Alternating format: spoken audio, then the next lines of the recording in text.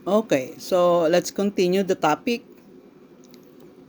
Ikaw ay isang tagapagmana and nakukuha mo yung mga mana mo through your faith in Jesus at sa kanyang mga salita. Yung salita niya, nasa Bible. Okay? Dahil anak siya ng Diyos, kahit yung Old Testament, natalab. Yung iba kasi akala, yung Old Testament para kay God the Father. Sandali. Iisa nga ang ama at anak pagdating sa essence, pagdating sa power, pagdating sa nature, pero magkaiba ng personality. Parang yung Superman, di ba? Si Clark at saka yung si Superman, magkaiba. Ano ba yun? Tama ba yun? Si Clark Kent at saka si Superman. Pero iisa lang yun. So, ganun din. Pag tinawag mo si Jesus, naririnig ni Father God yun. Minsan kasi si Christ, ito mystery na to. Si Father God, pagka nakapunta ka ng heaven, ng third heaven, is sobrang laki. Huge. Sabihin natin, maliit nga Pilipinas eh. Malaki pa sa Pilipinas. Kaya si Christ, which is in human form, pumapasok sa loob ni Father God. At pag nakapasok sa loob si Christ, they're one. Diba? Ang hirap sa utak, no? Kasi pang spiritual truth nga yan eh, kaya mahirap sa utak. Pero, kung may faith ka, kaya. O nga pala, another thing I have to explain. Huwag ka malilito sa sarili mo. Meron kang katawan na tumatanda at sa bandang uli mamamatay, pero para lang siyang damit. Ang damit mo ba pag nasa washing machine, naapektuhan ka? Di ba hindi? So pag namatay ka, ikaw pa nga yung magtatanong patay na pala ako? Kasi makikita mo yung katawan mo ba't may katawan din ako? Iba na yung katawan mo, spiritual body na. Iba na rin ang itsura ng mukha mo. Napakaganda mo na. Pero 'di ba, pag nakita mo yung katawan mo, alam mong ikaw 'yon kasi for so many years nandoon ka sa loob nun eh. Pero para nga siyang damit na pag nilagay sa washing machine, waka kebs, 'di ba? Kahit anong gawin niyo diyan sa damit na 'yan, tatarin niyo yung katawan na 'yan. Effect sa'yo kasi you're wearing or you're not wearing. You are now in your spiritual body. At ang nasusunod dyan ay ang spirit mo. Ang spirit mo ay iba sa soul mo. Ang soul mo, dala-dala yung memories. Pero yung spirit mo, merong memories before Adam and Eve. Ibig sabihin, talagang nandun ka sa loob ni God the Father. At yung personality ng spirit mo, malayong malayo sa soul mo. Galing, no? At for the first time, makikita mo yung spirit mo, ini-encounter yung soul mo. Para silang mag-asawa, pero ikaw yun. Nahilo ka na ba? Sige nga, nakalaan, paliwanag pa ng konti, no? The spirit has the intuition. Nakita mo yung mga babae, lalakas na intuition, spirit nila yun. And then the spirit also has the conscience.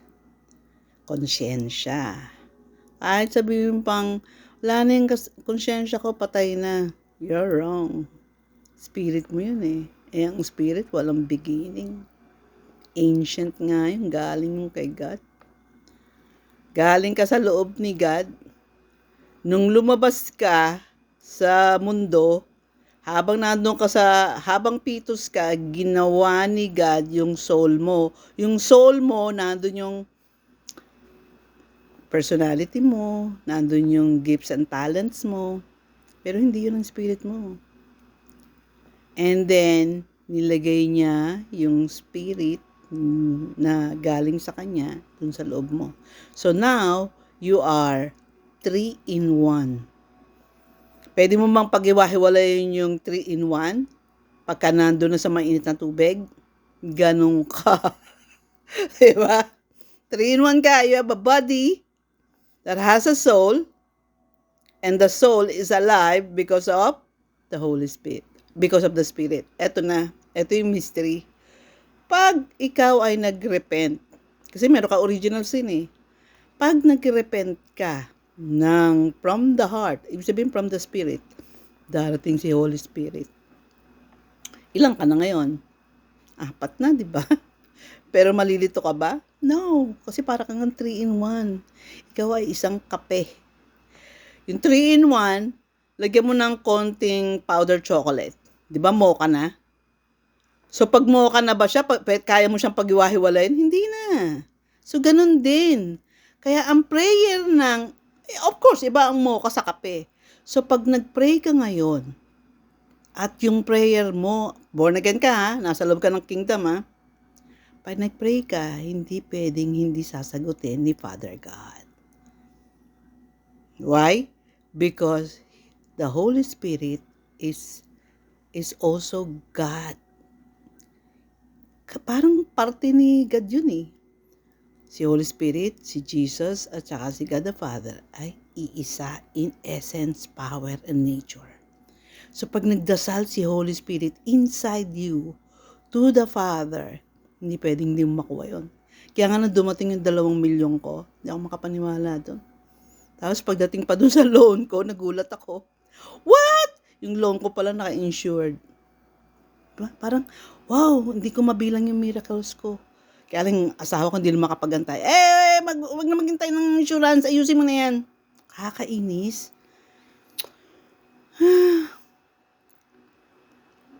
Pero naayos lahat.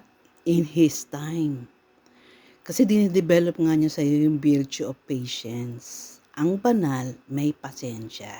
Kaya madali mong mahuli kung sino yung banal at hindi eh. Walang pasensya ang worldly, earthly, at saka sinful. Makikita mo yon kahit sa pila, hindi makatiis, kinakala makasingit siya. Pagdating sa classroom, parang hindi siya komportable kung hindi siya number 1. Nakakalaan, siya yung pabibo, alam mo yon. Pero yung talagang totoong matalino, relax lang eh, no? Kaya nga, pagka competitive ka, you don't have the Spirit of God. Kasi hindi nakikipag-compete ang totoong may wisdom eh. Alam niya, may alam siya eh. Kaya bigyan niyo ako ng award, o hindi niyo ako bigyan ng award, kay God matalino ako eh. Diba? Ikaw ba, pag binigyan ng valedictorian na assurance ba yun na pagdating sa outside world, super talented ka? Hindi. Kasi yung iba magaling lang magsaulo. Hindi ko sinasabing lahat ng valedictorian isa. Pero karamihan kasi may politics sa loob ng eskwelahan eh, di ba? Minsan yung teacher may paborito. Or minsan may politika. So, kung meron kang Spirit of God, pagbibigyan mo yun. Hindi ako number 1, kayo number 1, fine. In God's eyes, number 1 ako sa kanya eh. Nag-iisa lang ako eh. Kaya nga mali yung teacher na ginagawa mong competitive yung students mo. Parang pinagbabangga-bangga mo na para silang mga roosters. That's wrong. Dapat lahat ina-uplift mo. Kasi totoo naman eh. Tama nga si Montessori. Ano yung teaching niya? Bawat bata may kanya-kanyang talent. It's wrong to make them compete. Mali yung number 1 to, number 2 to, ito number 3. No! They're all talented, depende sa kanilang gifts. At kung magaling kang teacher, ilalabas mo yung gifts na yon. Yun ang purpose mo. I-enhance mo ang gift. Hindi yung gawin mo insecure. Na dahil sa tutorial ka lang, or first honorable ka lang, failure ka. Nek. It's wrong. Kaya tuloy nadadala nila sa faith nila na, sasagutin ba ako ni God? Sasagutin ka ni God kasi nag-iisa ka lang sa mata niya. Kahit sabihin pa nakatira ka lang sa GMA. Iba nasa Canada at saka nasa GMA, magkaiba ng halaga sa mata ng Diyos. Oy, hello? Hindi. Parang mahalaga sa kanya yun. Wala yan sa nationality, wala yan sa status ng buhay, wala yan sa dami ng pera mo sa bangko. Di ba? Pag namatay kayo lahat, bulo kayo lahat. Yun ang secret. Kaya kinaya ko, dahil nakatingin ako kay Lord, sinabi ko, ang utang ko, ay utang mo. So babayaran mo yun dahil anak mo ko eh. Ang problema ko, problema mo. Kaya tatanggalin mo yun. Dahil Basahin mo with your heart ang Psalm 23. You are my shepherd. The Lord is my shepherd. Kung si Lord ang nag-aalaga sa'yo, hindi ka ba niya bibigyan ng lahat? Kaya make it sure na si Lord nga ang shepherd mo. Diba? Baka iba nag-aalaga sa'yo, iba sinusunod mo. Kasi, ang kay God nasunod sa Kanya.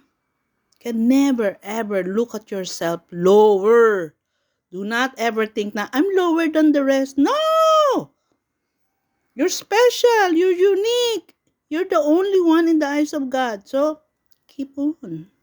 Tandaan mo, favorite ka at loves na loves ka ng shepherd.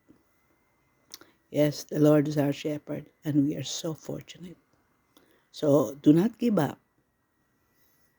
Keep on discovering who you are through your faith. Read the Bible. Di pa ako tapos.